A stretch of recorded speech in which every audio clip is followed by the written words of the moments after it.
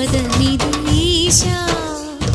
శివని వేదనగా వని వేదనగా పలికెను పదము పరేశా హర హర మహాదేవ హర హర మహాదేవ హర హర మహాదేవ హర హర మహాదేవ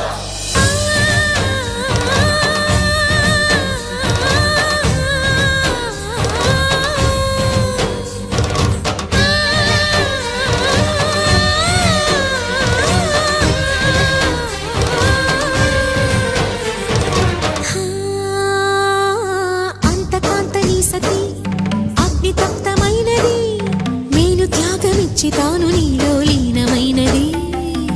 ఆదిశక్తి ఆకృతి అద్రిజాత పార్వతి తానువైన ప్రాణధవుని చెంతకు చేరుకున్నది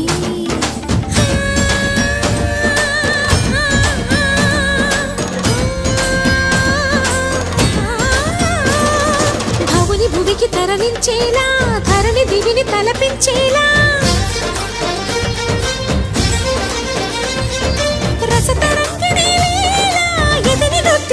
చేయగలిగే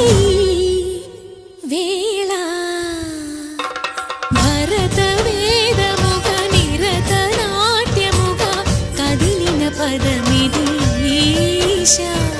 శివని వేదనగా వని వేదనగా పలికెను పదము పరేశా